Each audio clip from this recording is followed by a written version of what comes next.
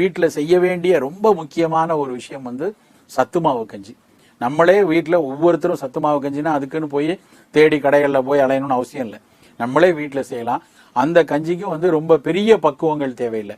நம்ம கிட்ட இருக்கக்கூடிய தானியங்கள், நல்ல வரகரிசி இருக்கு, சோளம் இருக்கு, கம்பு இருக்கு, இந்த மாதிரி தானியங்களை சேர்த்து கொள்ளலாம்.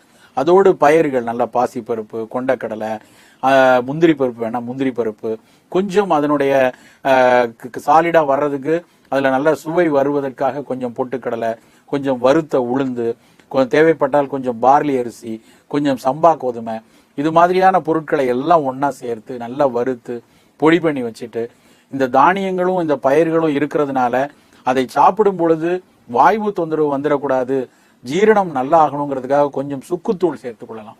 இதெல்லாம் சேர்த்து கஞ்சியா காய்ச்சி அந்த கஞ்சியை காலை உணவாக எடுக்கும்போது நல்ல உடல் ஊட்டமும் வரும், நோய் எதிர்ப்பாற்றலும் சேர்ந்து கிடைக்கும். அப்போ அது சத்துமாவு கஞ்சி வந்து ஒவ்வொரு வீடுகள்லையும் கண்டிப்பாக இருக்க வேண்டிய ஒரு பொருள். இன்றைக்கு வந்து நிறைய ஊட்டமானங்கள் வந்து 300 ரூபாய் 400 ரூபாய்க்கு நிறைய விளம்பரப்படுத்தப்பட்டு விற்கிறாங்க. அதுல எல்லாம் இருக்கிறது பாத்தீங்கன்னா பால்ல இருந்து வரக்கூடிய வே புரோட்டீனோ இல்ல சோயால இருந்து வரக்கூடிய சோயா லசித்தினோடு கூடிய சோயா புரோட்டீனோ தான் பெரும்பாலான பொருள். மீதி எல்லாம் வந்து விட்டமின்களையும் மினரல்களையும் தனியா சேர்த்தது தான். நம்ம முன்பே சொல்லியிருக்க மாதிரி தனியாக சேர்க்கக்கூடிய அந்த விட்டமின் மினரல் எல்லாம் வந்து உடலுக்குள்ள முழுமையாக உட்கிரகிக்கப்படாது. ஆனா இந்த மாதிரி சத்துமாவு கஞ்சியில அதுல இருக்கக்கூடிய உயிர் சத்துக்களும் கனிம சத்துக்களும் உப்பு சத்துக்களும் உடம்பு வேகமாக உட்கிரகிக்க ஆரம்பிக்கும்.